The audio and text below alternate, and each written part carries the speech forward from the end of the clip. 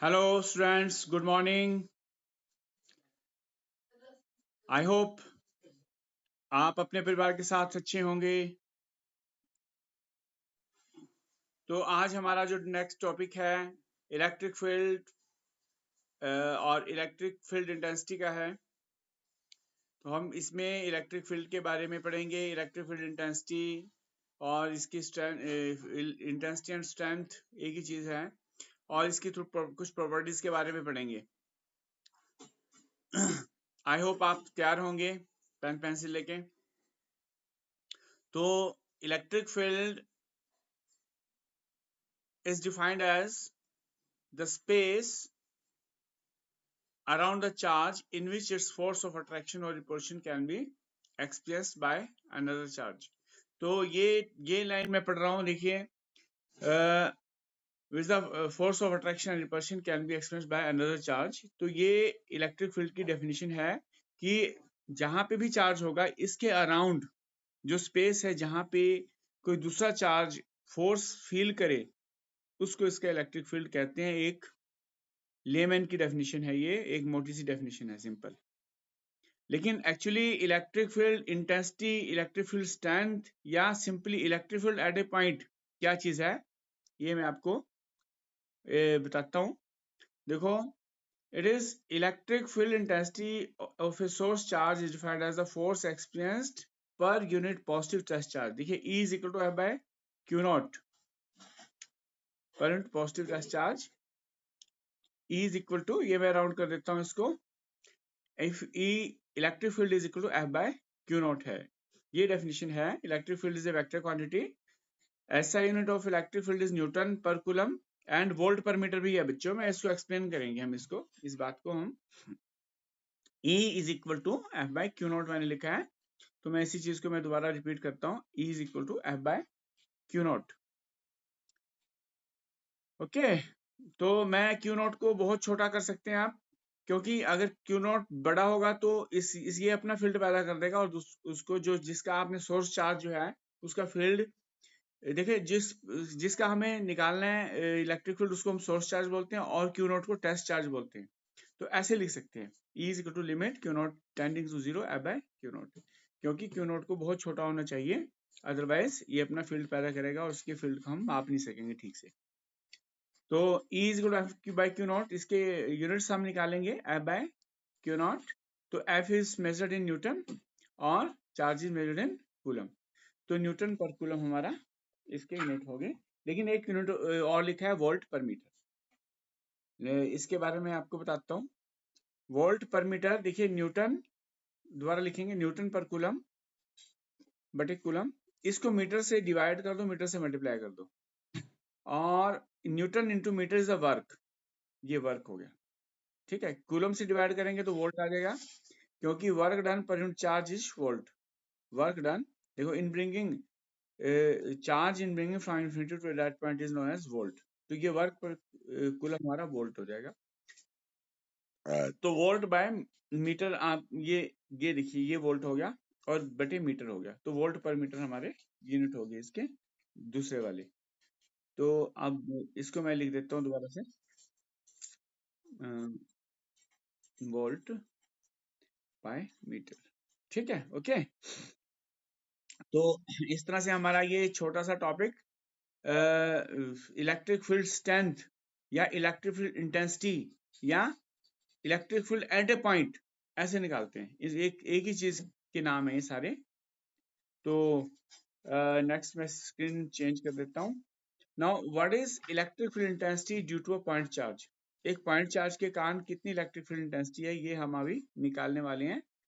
तो consider a point charge, message बीच में आ जाए, at origin, let us calculate electric field intensity at point P due to source charge Q at origin। let OP is R naught। R naught, ये थोड़ी typing mistake होगी, R naught लिखना, R के नीचे 0। let a test charge Q naught, Q naught है ये, small Q naught is placed at point P, then according to Coulomb's law force at point P निकालना है हमने, ये हम निकालेंगे। तो एक्स एक्सिस वाई एक्सिस में बना दिया मैंने। तो ये ओरिजिन ओ हो गया, क्यू यहाँ पे कैपिटल क्यू यहाँ पे रखा है, और पी पॉइंट ये हमने पी पॉइंट बना दिया, यहाँ तक R naught distance R naught है, ये आर जीरो ठीक है। तो मैं इसको लिख लूंगा R0, और यस पॉइंट P पे क्यू नोट चार्ज होता है, एक यूनिट वेक्टर में R बना सकता हूँ R, ठीक है। इस डायरेक्शन में O से P की तरफ क्यू नोट मैंने यहाँ पे P पे चार्ज रख दिया, और R नोट मैंने यहाँ पे ये यस।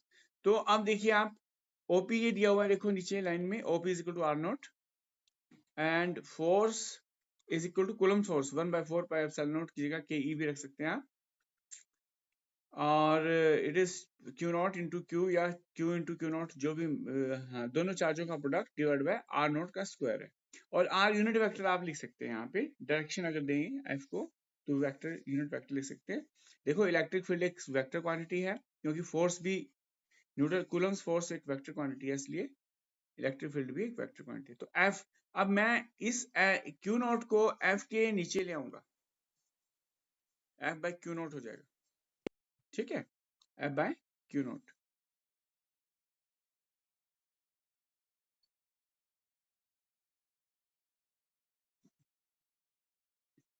तो ये इलेक्ट्रिक फील्ड है। अब देखिए एफ क्यू नॉट को नीचे ले आए, एफ बाय क्यू नॉट,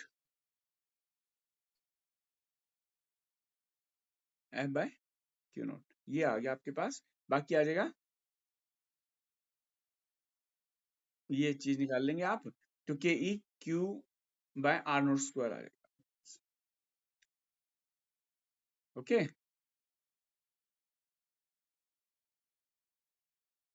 तो इस तरह से आपके पास ये निकल आया। तो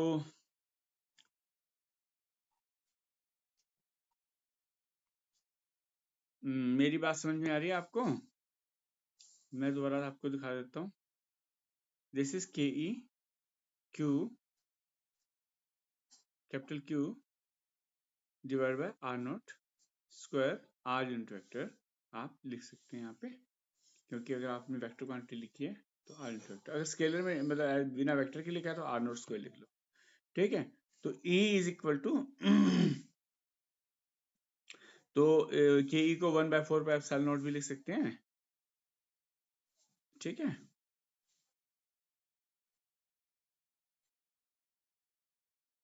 Q अपॉन आर स्क्वायर, ठीक है। अगर वेक्टर लिखना है तो दोनों तरफ यहाँ E पे वेक्टर लगाना पड़ेगा और यहाँ पे यूनिट वेक्टर लगाना पड़ेगा, ओके। ऑलराइट, देन ये आपके एक्सप्रेशन आपको याद करना है, लर्न करना है, समझना है, इसको बड़ा आसान है, 1-2 नंबर का आता है एग्जाम में। तो नेक्स्ट जो है हमारा, मैं स्क्रीन चेंज करके, ये मैं आपको टॉपिक अगला है हमारा, significance of electric field. Electric field is related to force experienced at a point in space around the charge. तो ये मैं आपको स्क्रीन सेट कर लेता हूँ जरा इसकी मैं। It is a vector quantity, यहाँ देखिए फर्स्ट, हाँ चलो स्मॉल छोटी स्क्रीन करके देख लेते हैं। Electric field is related to force experienced at a point in space around the charge. It is a vector quantity because Coulomb's force is a vector quantity. ये तो मैंने आपको पहले बताया, ठीक है। Electric field is independent of test charge. Test ये vector quantity है, ठीक है। अच्छा थोड़ा मैं इसको डिलीट ही मार देता हूँ क्या, थोड़ा हाँ। अच्छा नेक्स्ट जो है, electromagnetic waves travel from, yes ये देख लो पहले आप, इसको छोड़ो नीचे वाले को। When electromagnetic waves travel the electric field is component which is transport during the electromagnetic wave propagation, ये मैंने एक्स्ट्रा लिखा है। तो इसके बाद जो है electric field lines of force, properties of electric field, ये काफी इंपॉर्टेंट है, ये बहुत अक्सर आती हैं। Electric field lines of force represent the real field but they are imaginary lines. Electric field lines are straight curved, ठीक है, which given direction in the field. तो electric field line starts from positive charge and at the infinity of, तो ये इसको मैं दोबारा बताता हूँ आपको।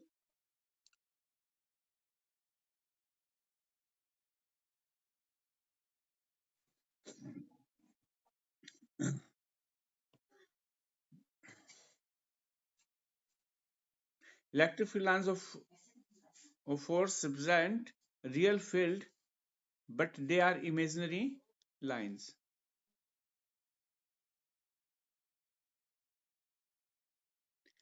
Straight or curved such that tangent at any point, मैं दोबारा पढ़ता हूँ इसको। तो ये आपने पढ़नी है, पॉजिटिव चार्ज से निकलती हैं और नेगेटिव चार्ज पे खत्म होती हैं, या पॉजिटिव चार्ज से इन्फिनिटी पे जाती हैं, या नेगेटिव चार्ज की तरफ जाती हैं इन्फिनिटी से। They do not form close loop, close loop नहीं बनती, मैग्नेटिक लाइन में क्लोज लूप बनती है। तो इस तरह से two electric lines of force can not intersect each other, ये काफी इंपॉर्टेंट है। If they intersect each other, then at the point of intersection two tangent can be drawn, which means that there are two direction at a point, which is not possible. तो मैं इसको आपको, ये important काफी है ना, इसलिए आपने इसको लर्न करना है कि दो लाइनें आपस में काट नहीं सकती। अगर काटेंगे तो उस टाइम उस पॉइंट पे क्या होंगे, दो डायरेक्शन हो जाएंगी। एक वेक्टर क्वांटिटी दो डायरेक्शन तो नहीं रख सकती एक पॉइंट पे। तो इस तरह से आपने electric lines of force always perpendicular to the surface of the conductor, किसी भी कंडक्टर को मीटिंग और leaving electric field lines perpendicular होती हैं। ठीक है, तो इस तरह से स्क्रीन चेंज कर देता हूँ, नेक्स्ट पेज पे आ जाता हूँ। तो intersect each other, then the point of, ये तो मैंने बता दिया आपको, electric lines of force are always perpendicular to the surface of the conductor. Electric field lines contract longitudinally for opposite charges and exert lateral pressure or dilate laterally to the same charge. मैं आपको बता देता हूँ कैसे सारी properties को मैं अभी बता देता हूँ एक एक करके। ये तो फिगर पिक्चोरियली, जैसे पॉजिटिव चार्ज है तो इससे बाहर की तरफ जाती है, इन्फिनिटी पे एंड करेगी, और ये पॉजिटिव से निकली और इन्फिनिटी पे जा रही है। अगर नेगेटिव चार्ज साथ में रखा हुआ तो लाइंस कैसे अंदर की तरफ आती हैं इन्फिनिटी से नेगेटिव चार्ज की तरफ। अगर दोनों चार्ज रखें, अगर दो चार्ज रखें, पॉजिटिव नेगेटिव रखें साथ में, तो पॉजिटिव से नेगेटिव की तरफ भागेंगी, और ये इस तरह से बनेंगी lines, electric lines of force ऐसे बनती। ठीक है, इलेक्ट्रिक फील्ड का थोड़ा सा तरीका अलग है, उसमें छोटे एरो लगाने पड़ेंगे आपको, इलेक्ट्रिक फील्ड की स्ट्रेंथ कम होती जाएगी। तो आप देखिए इसकी प्रॉपर्टीज देख लेते हैं पहले। ये प्रॉपर्टी आपकी आई, तो नेगेटिव चार्ज की मैं फिर दोबारा दिखाता हूँ, इन्फिनिटी से नेगेटिव तरफ जा रही है। ठीक है, ओके। तो अब ये electric field lines contract and longitudinally, and ये वाला प्रॉपर्टी मैं बता देता हूँ आपको कैसे कैसे होता है ये इलेक्ट्रिक फील्ड। ये पॉजिटिव नेगेटिव साथ साथ रख दें अगर चार्ज हम, तो कैसे काम करेगा। एक पॉजिटिव एक नेगेटिव चार्ज रख दे साथ में, तो ये कॉन्ट्रैक्ट कर जाती है पॉजिटिव से नेगेटिव की ओर, मतलब पॉजिटिव से नेगेटिव की तरफ खिंच जाती है, समाप्त हो जाती है। ठीक है, और कॉन्ट्रैक्ट लॉन्गिट्यूडनली, ये लिखा है मैंने, 8th प्रॉपर्टी लिखी है। एंड और अगर दोनों सेम चार्ज है, पॉजिटिव पॉजिटिव हैं, तो क्या होगा, जैसे मैंने यहाँ पॉजिटिव रख दिया,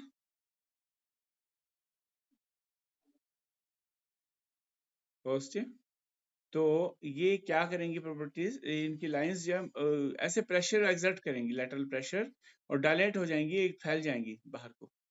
ठीक है, ये फैल रही है बाहर। तो ये थोड़ा फिगर आपने सुंदर सा बनाना, बुक से भी हेल्प ले लेनी।